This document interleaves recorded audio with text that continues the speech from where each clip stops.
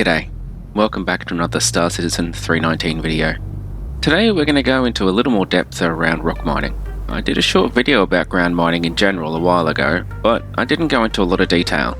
So today I'm going to revisit the topic and hopefully impart some more wisdom to you all. All the information about gem locations, conditions at the locations, and the prices of gems I found at Red Monster Gaming's site. I'll chuck in a link below, go check it out. It's a great resource for miners. He also has a bunch of videos that are older but still contain great tips and tricks. So let's start with the basics. Things you'll need to start mining gems in Star Citizen 319. First thing you'll need, a rock. This can be purchased from the pledge store for $60.50 US or $82.50 for the ROC DS. I don't recommend doing that. If you want to own the vehicle, then you're also able to get it in-game from New Deal in Lawville for 172,000 Alpha UEC. Or get the ROC DS, and we'll talk about the differences between the two vehicles later, for 176,500 Alpha UEC. Either of these is much more affordable. The other option, if you're just starting out and don't have a lot of cash to flash, is to rent the ROC. You can rent these from any of the R&R stations with a refinery. Just go to the level, find the rental terminal, and you can rent the ROC there. Next, you'll need a ship. Having a ship to transport the ROC around isn't exactly a requirement, however it will make life much easier. You'll be able to cover more ground on the planet you're mining, which will increase your hourly earnings. The ROC will fit into a few ships, most notably the Cutlass Black, as well as the Freelancer. Though the Freelancer is a tight squeeze and can be difficult to get into and out of, the Cutlass is the ship of choice and quite easily to get the ROC into. It will also fit on the back of a Nomad, which, if you're just starting out in the game and have that as your starter, then you're off to a good start. The ROC DS is a different beast. It's a bigger vehicle and needs a bigger transport ship, something along the lines of the Corsair, Mercury, or one of the Constellation ships. I've tried it, and it will not fit into the Cutlass. The benefits of the DS, however, are worth it if you can afford it. Firstly, it's got a bigger cargo hold, up to 2 SCU, versus the ROC with its 0.8 SCU. It can take 2 people, one to pilot and one to mine. It's also got a better laser from the get-go, so you can mine easier. However, the storage is moot. If you have a ship, you can just transfer your cargo over, and a single deposit does not, in my experience, fill the ROC. You can rent both the Freelancer and the Cutlass Black, however, as I mentioned, the Cutlass is the better choice and can be rented from the same terminal as the ROC. Almost like CIG intended the ROC to be carried around in the Cutlass. Now that we have the ROC, and a ship to move it around in, or not, it's your call, we need to think about where we're going to be mining. The reason for this is that some planets, as you may have noticed by now, have hotter or colder environments. Your basic flight suit can only protect you for so long against these extreme temperatures. The other thing to consider is different locations have different chances of spawning the gems you're after. This is not to say that other locations will not be as profitable, but in general, Aberdeen is your go-to for Hadanite, with Daymar and Magda and Ariel as the next best locations. If you're chasing Aphorite, then Hurston is the best location, followed by Daymar, Selen, Lyria, and Walla. Hadanite is the best seller at 275 per gem, followed by Aphorite at 153, and then Dolavine at 130. Choosing what to mine and where isn't always as simple as best location and best gem. Take into consideration the fact that to mine on Aberdeen or Ariel, you'll need a heat suit. More on that in a bit. And in places like Selen and Lyria, you're going to need a cold suit just to survive. The ROC doesn't have a sealed cockpit and you will be exposed to the elements. Take this into consideration as mining on these planets is both dangerous and more expensive. This is why I think Daymar is probably the best place to ROC mine. The environment is safer. There is still plenty of Hadanite, and at worst, Aphrodite as well. Places like Aberdeen and Ariel will both need the Pembroke heat suit, and Selen, Lyria, Microtech, Calliope will need the Novikov cold suit. These can be purchased at the refinery level in the same shop as you hire the ROC and Cutlass. The station that's in the system you plan to be mining on will have the suits to match the environment you're likely to encounter on the moons. Okay, so now we have the vehicle, the ship, and the suit to match the environment. Let's go grab our ROC. You may have noticed that you can't spawn the ROC at most spaceports. This is due to the lack of ground-based access to most of the hangars. you'll need to head to the planet/moon of your choice and spawn them in at a mining facility.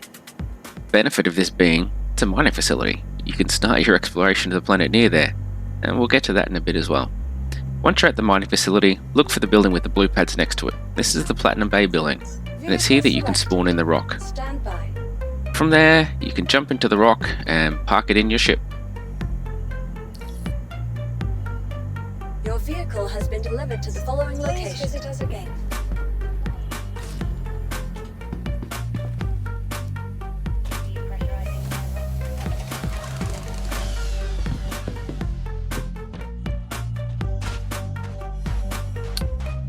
Getting into the ROC is just like in your ship. Hit F to get into the driver's seat. You'll then need to hit R to ready up the vehicle, and then just use your normal WASD keys to accelerate, brake and steer.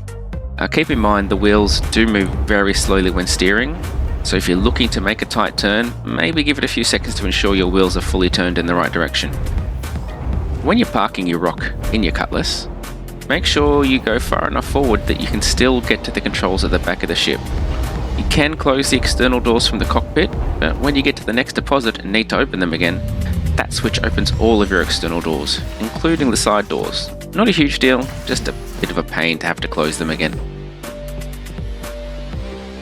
So as you can see here, can't get through. I need to actually jump over the wheel to get through and close the back of that Cutlass up. Like I said, it's just slightly annoying.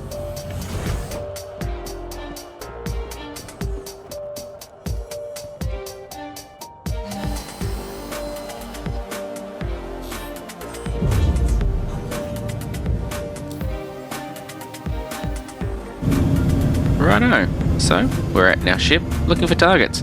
I like to make sure I'm a fair distance from any facility. Pirates are everywhere, so as to avoid contact with other players who may feel that your hard-earned Hadanite is actually their easily earned Hadanite. I like to mine on the day side of the planet. It's just easier to see gem deposits and to not crash into the ground if you're not paying enough attention. So you want to fly around 60 k's from the mining facility. This should put you far enough away from it that people flying in won't detect you. And just pick a direction and start flying. Keep your speed at or below SCM and your altitude around 1 kilometer, and then start hitting tab to ping your radar. Now most of the signals you're going to see will be large ore deposits. What you want to look for is a signal that has an RS which is a multiple of 620. Each gemstone has an RS of 620, so the bigger the multiple of 620, the more stones there'll be at a location. Usually, but not all the time, the closer a signal is when you detect it, the more likely it is to be a gem deposit, so visit the closer ones first, which is just a good tip when mining regardless. Once you're close enough, you can then hit V to enable your scanner. Then put your cursor over the target and hold your left mouse button down. This will scan the target, and you should be able to determine what kind of gem it is. If this isn't working, then you can rely on the old Mark I eyeball. Hadanite will be pink in colour, Aphorite is blue, and Dollarvine is green. As mentioned earlier, Hadanite is the best gem to mine. You can sell it for the most. However, I think that Aphorite may be a better choice. Bear with me, let me explain. Every man and his dog with a ROC will be out hunting Hadanite. While there's plenty to go around, most people are avoiding Aphorite, which means there'll be more deposits.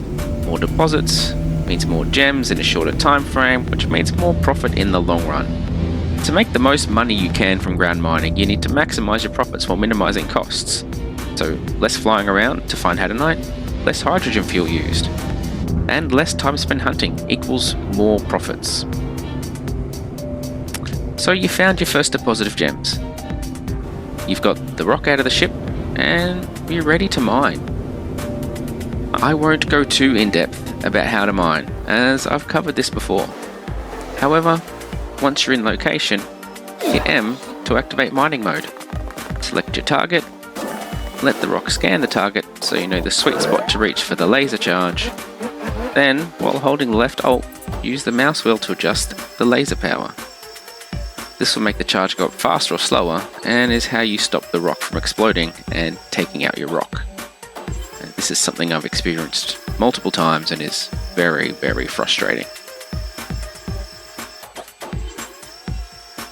Once the rock is fully charged, it will fracture, and you will need to switch to extraction mode to gather up the gems. Just click the right mouse button to do that.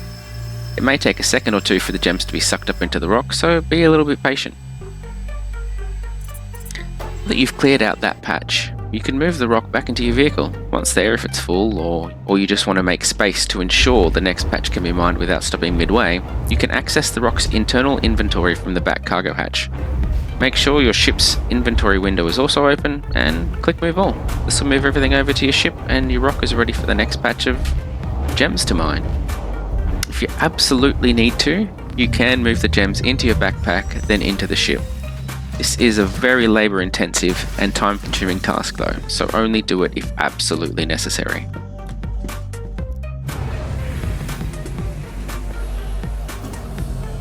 So, now you have a full hold of gems, or as full as you want it to be, and it's time to go cash in all that fat loot. Where can you actually sell these gems? Well, unlike ore or processed ore that can only be sold at a TDD, gems can be sold at any admin center on any station or planet. They'll all have them, so just pick the closest and head there. Stations around the main planets like Port Olisar or Everton Harbour are probably going to be your best bet, as they'll be the closest place to sell your gems at. You can also go to any station near a Lagrange point, as they also have admin centers. I didn't have a full hold of gems here. I had some Hadanite, I had some Aphrite. I went to the Port Olisar admin center, it was the closest one for me. As you can see, I made roughly 150,000 for about an hour's worth of work. This was while I was filming though, so take that into account. If you're purely mining, I think you could make anything upwards of 200k an hour with a bit of luck, getting enough Hadanite deposits and doing it quickly enough. So yeah, that about covers it for today. Hopefully you've learned something new. If you think I've done a good enough job with this video, please hit the like button, consider subscribing, and if you do, hit the notification button so that YouTube can let you know when I release something new. Thanks for watching, I'll catch you on the next one. Cheers!